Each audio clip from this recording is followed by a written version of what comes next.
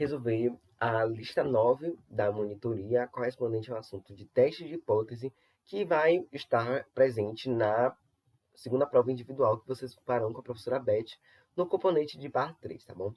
Então a gente vai entender aqui direitinho como é que funciona o cálculo, né, de teste de hipótese e como fazer essa interpretação também. Então vamos lá. Questão 1. Suponha que o nível médio de colesterol de 10 crianças cujos pais morreram de doenças cardíacas, que no caso seria doenças cardíacas, né? De doenças cardíacas seja de 200 miligramas por decilitro e o desvio padrão de 50 miligramas por decilitro. Teste a hipótese de que o nível médio de colesterol é maior nesse grupo do que na população geral, que é de 175 miligramas por decilitro. Então aqui a gente já tem que fazer a anotação de informações importantes que a gente vai utilizar no cálculo do teste de hipótese, tá bom? Então a gente tem aqui a nossa amostra, né, que deu 10 crianças, n igual a 10. Nós temos a média amostral, né, do estudo aqui dessas 10 crianças, que foi de 200, então nosso x barra foi 200. O nosso desvio padrão amostral também está aqui, né, então foi 50. E temos a nossa média populacional, que foi de 175 miligramas por decilitro.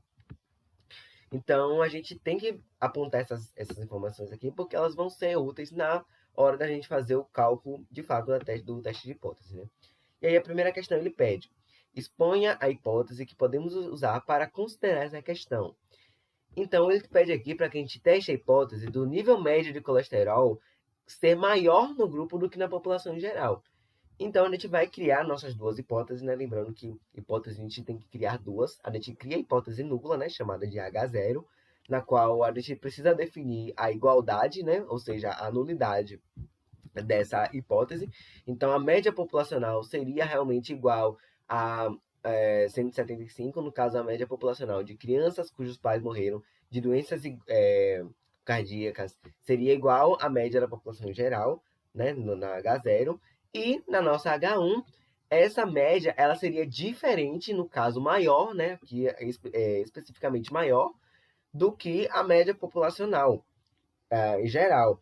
Então, a gente tem a nossa H0, que é a nossa hipótese de igualdade, ou seja, não há diferença. E na nossa H1, a gente determina que essa média populacional dessas crianças é maior do que a média populacional no geral, tá? Então, a hipótese H1, ela sempre vai determinar diferença, maioridade ou menoridade, tá bom? É sempre bom determinar isso, porque isso é uma questão muito fácil de errar na prova. Então, essa aqui fica a nossa resposta da questão A. H0, média populacional igual a 175 miligramas por decilitro. H1, média populacional maior do que 175 miligramas por decilitro. E aí temos a questão, né, mais dificinha de responder, que é, letra B. Realize o teste de hipótese adotando um nível de significância de 5%. Qual a conclusão do teste? Justifique sua resposta no contexto da questão. Então, o que a gente precisa entender aqui? A gente está adotando um nível de significância de 5%.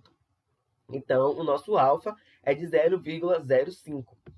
Porém, eu preciso entender que eu estou trabalhando com uma amostra muito pequena, né? A amostra pequena determinada por menor que 30. Então, eu estou trabalhando com uma amostra pequena. Eu preciso entender que eu não posso utilizar somente a fórmula de Z nisso aqui, porque senão a gente vai errar na hora de achar o coeficiente correspondente.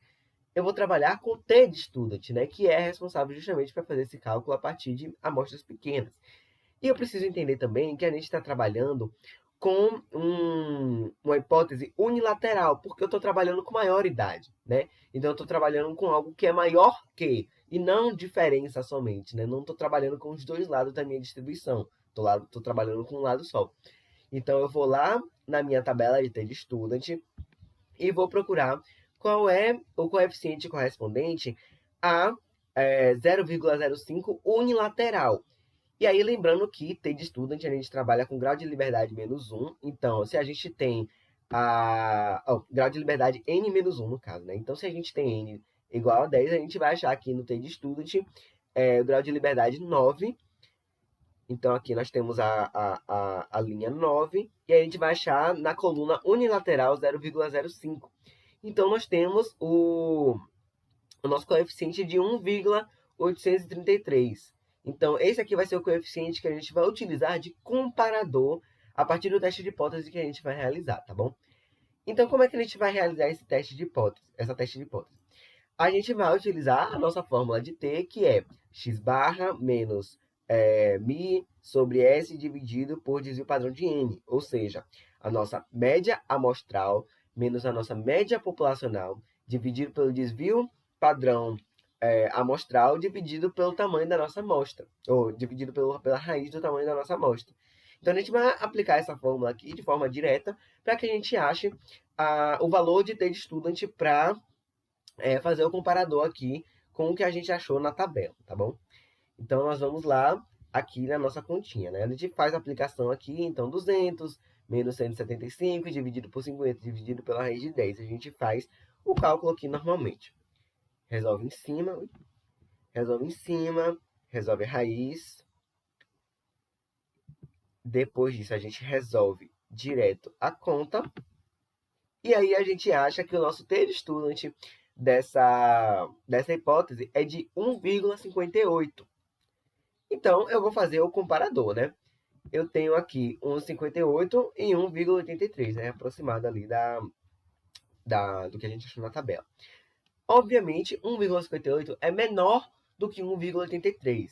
E aí, a gente tem um caso de quando o T de student que a gente acha aqui no cálculo é menor do que a gente acha na tabela, a gente aceita H0. Então, a gente aceita a nulidade da nossa hipótese. Então, a H0 é verdade, ou seja, não tem diferença estatística suficiente para dizer que essa média populacional dessas crianças é realmente maior do que a média da população em geral. Se fosse maior do que o valor que a gente achou na tabela, aí sim a gente aceitaria H1, né? Então, a gente confirmaria que realmente há uma diferença entre a média populacional das crianças e a média populacional em geral. Nesse caso aqui, como foi menor, então a gente vai aceitar H0. A gente aceitou a nulidade. E como é que a gente faz a interpretação desse resultado? A gente tem aqui, né, um pequeno textinho, que é um modelo que eu sempre utilizo nas provas, né, de teste de hipótese e que sempre deu certo. A professora sempre corrigiu como correto.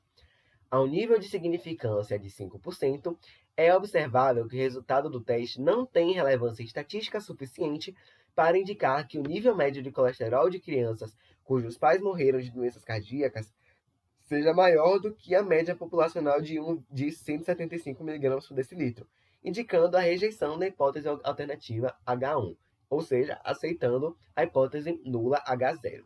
Tá?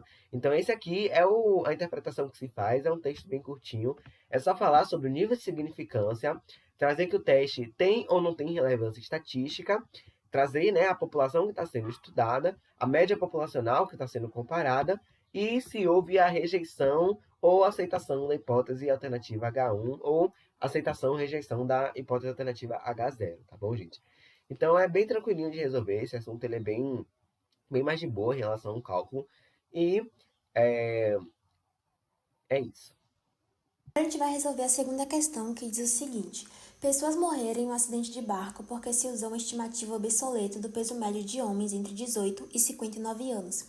Usando os pesos da amostra aleatória simples de 40 homens, obtivemos uma média amostral de 172,55 libras.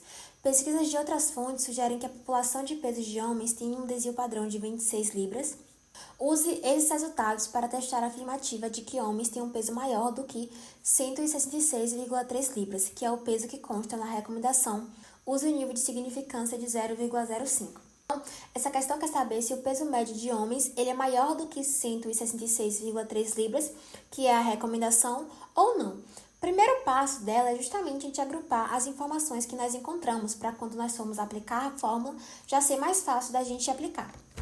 Então, ele vai dizer que o nosso x barra, que é a nossa média, ela é de 172,55 libras, que foi a média que eles obtiveram num teste que eles fizeram com 40 homens.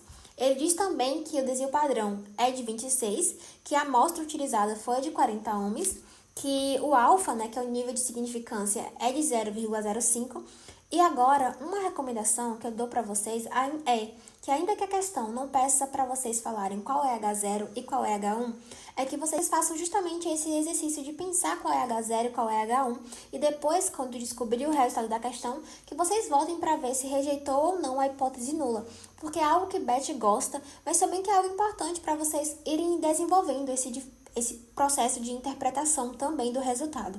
Então, nessa questão em específico, a gente vai ter que a hipótese nula é de que o peso médio de homens ele é igual a 166,3 libras. Por quê? Porque é o que a questão diz que é a recomendação. Mas ela diz nessa parte aqui, use esses resultados para testar a afirmativa de que os homens têm um peso médio maior do que 166,3 libras. Então, o que ele quer saber, o que ele quer testar, é se o peso médio de homens ele é maior do que 166,3 libras. Então, esse vai ser o nosso H1. H0 é que o peso médio de homens é igual a 166,3 libras e H1 é justamente que o peso médio em homens ele é maior do que 166,3 libras. Agora que a gente já fez esse exercício de interpretação, de decidir qual é H0 e qual é H1, a gente só vai de fato aplicar a fórmula. Nesse caso, nós vamos utilizar Z. Por quê? Porque a gente tem uma amostra de 40 homens. E para usar T, é recomendado que a gente use até um valor menor que 30. Maior que 30, é recomendado que a gente use Z. Então, é isso que a gente vai fazer nessa questão. E assim a gente vai ter que Z vai ser igual a 172,55 menos 166,3 dividido por 26, dividido pela raiz de 40. Então, resolvendo, nós vamos ter que Z é igual a 1,52.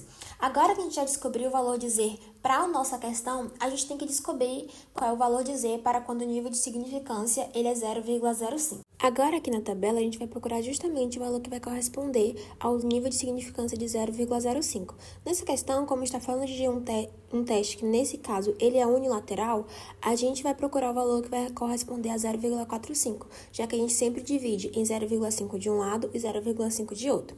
Então, quando a gente procura o valor que vai se assemelhar, que vai ser mais próximo de 0,45, a gente chega que na linha é 1,6 e na coluna é 0,04, porque vai dar 0,4495, e também tem o valor de 1,6 na linha e na coluna 0,05, já que dá 0,4505. Então, nesse caso, a gente vai fazer uma média entre esses dois valores. E quando a gente faz a média entre esses valores, a gente vai chegar que o valor de Z tabelado, ele é 1,645. Então, agora que a gente já sabe o valor de Z tabelado, que é igual a 1,645, já que a gente faz a média entre os dois valores mais próximos, e Z que a gente encontrou foi 1,52, a gente pode comparar os dois. E comparando-os, a gente chega à conclusão que 1,52 é menor que 1,645. E por ele ser menor, a gente não vai rejeitar H0, o que quer dizer que, ao nível de significância de 0,05, a gente não tem evidências que provem que o peso médio de homens é maior que 166,3 libras. Então, a gente não vai rejeitar H0 por essa questão. É uma recomendação que eu também faço a vocês aqui, mesmo que a questão não peça para vocês fazerem H0 e fazerem H1, é que quando vocês chegarem à conclusão, vocês olhem lá se vocês vão rejeitar ou não H0. E foi isso, espero que vocês tenham entendido. Qualquer coisa podem chamar a mim ou a Thales, que a gente está sempre aqui para ajudar. Boa sorte na prova!